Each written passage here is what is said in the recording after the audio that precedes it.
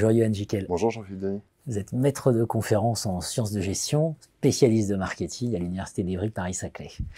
Article dans la revue Décision Marketing, protoxyde d'azote par-delà le fou rire, une pratique à risque dans la culture jeune. Protoxyde d'azote, qu'est-ce que c'est que ce machin dont moi, personnellement, j'avais jamais entendu parler avant de vous rencontrer? Alors, le protoxyde d'azote, c'est du gaz hilarant.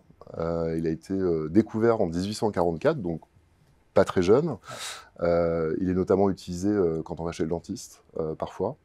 Et on le croise assez régulièrement, finalement, dans l'espace urbain.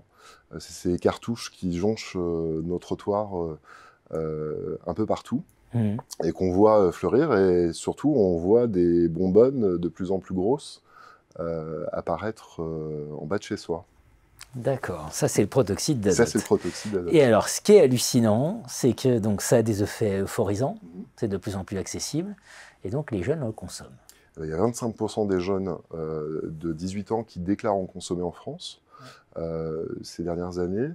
Cependant, ça pose aussi des problèmes médicaux importants, psychiatriques en particulier. On voit que le nombre de cas entre 2019 et 2020 est passé d'une quarantaine de cas de complications à plus de 250 cas en l'espace d'un an.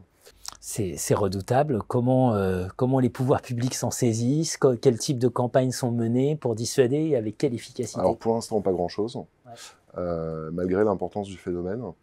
La vente de cartouches a été interdite pour les mineurs. Il faut savoir que ces cartouches, on les trouve un peu partout.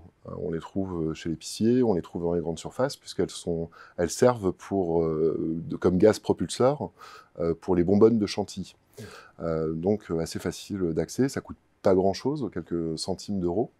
Et aujourd'hui, on arrive à trouver sur des plateformes, par exemple, comme Amazon, des bonbonnes d'1 kg, 2 kg, 10 kg, pour quelques poignées d'euros et livré à domicile. Donc finalement, c'est un produit qui est extrêmement accessible, voire beaucoup plus d'ailleurs que l'alcool ou certains autres psychoactifs.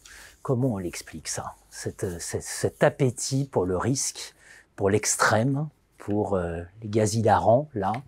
C'est vos travaux de recherche qui travaillent là-dessus. Comment...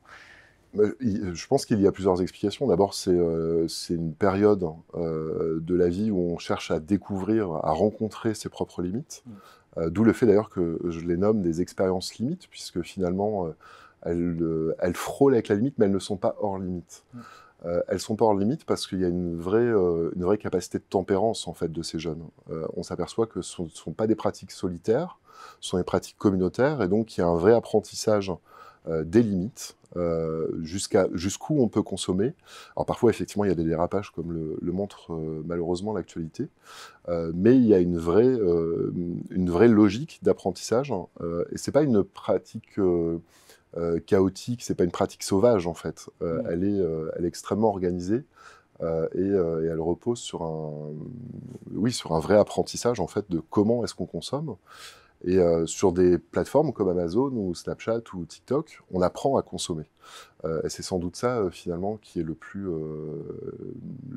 dangereux. Et c'est là où notamment les politiques publiques n'interviennent pas, alors qu'ici, elles auraient matière à intervenir. Le problème, c'est que finalement, elles ne peuvent pas intervenir localement sur le territoire français. Il faudrait que ce soit une démarche beaucoup plus vaste, et en particulier européenne, pour que ça ait plus de poids. En tout cas, pour comprendre tout ce genre de pratiques, pas juste les dénoncer, mais comprendre d'où elles viennent et mieux essayer de les réguler, il faut avoir recours au concept de marketing. C'est ce que démontrent vos travaux. Oui, parce que finalement, l'approche marketing n'est pas faite que pour vendre, elle est aussi faite pour réguler. Et cette régulation, on la trouve notamment dans le marketing social, où on va avoir des approches très innovantes en matière notamment de prévention. Et finalement, les politiques publiques, elles mobilisent peu, ou elles connaissent peu ce marketing social, alors qu'il y a une littérature qui est foisonnante, qui est très pratique pour le coup, et pas uniquement théorique, entre nous, gens universitaires, et qui mériterait finalement peut-être plus de promotion et d'être plus approprié, enfin plus saisi par ces politiques publiques. Espérons qu'on ne participe aujourd'hui. Voilà, merci à vous Yoann. Merci à vous.